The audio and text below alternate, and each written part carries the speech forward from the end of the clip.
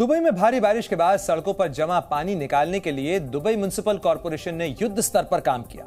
जल जमाव को खत्म करने के लिए मशीनें मंगवाई गई और नगर निगम के कर्मचारी घंटों दुबई शहर का पानी निकालने के लिए जूझते रहे। दुबई में बारिश होती है तो फरवरी और मार्च के महीनों में होती है और 17 नवंबर को कुछ घंटों में जितनी बारिश हुई उतनी तो दुबई में एक सीजन में नहीं होती।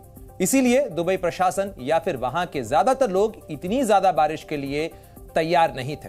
और जलवायु परिवर्तन के लिहाज से अगर बात की जाए तो ये कुछ घंटों के अंदर होने वाली फ्लैश रेन ये लोगों के लिए, खासतौर पर शहरों के लिए एक बड़ी चुनौती बनती जा रही है और ऐसी ही चुनौती का सामना दुबई को भी करना पड़ा।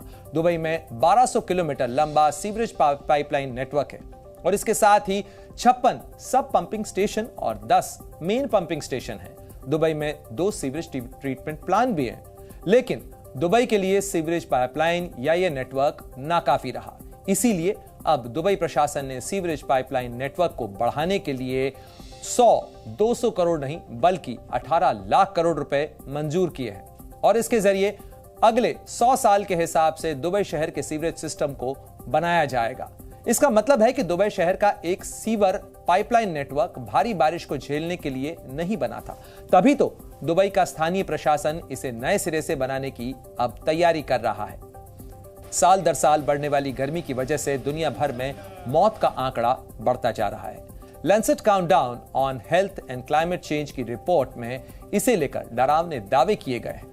रिपोर्ट के मुताबिक दुनिया का तापमान इसी तरह अगर बढ़ता रहा तो दुनिया को इसके खतरनाक अंजाम भुगतने होंगे और साल 2050 तक दुनिया भर में तेज गर्मी से होने वाली मौतों की संख्या करीब 5 गुना तक बढ़ सकती है।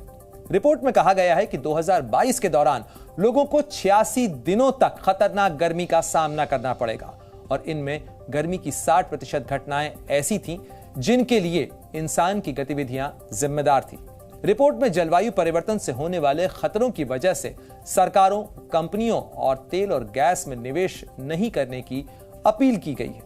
बताया गया है कि जलवायु परिवर्तन के असर से भारत भी अछूता नहीं है और 2018 से 2022 तक गर्मियों का औसत तापमान 0.5 डिग्री बढ़ चुका है।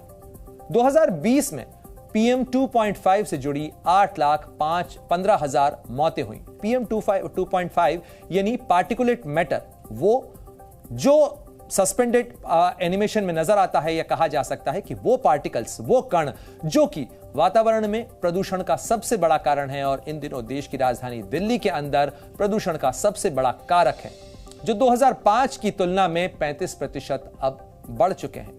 मतलब मौसम चाहे गर्मी का हो या बारिश का या फिर सर्दी का, किसी भी चीज की अधिकता खतरनाक होती है। ऐसे में जलवायु में हो रहे तेज बदलाव का नकारात्मक असर इंसानों पर तो होगा ही। दुनिया में सबसे अमीर आदमी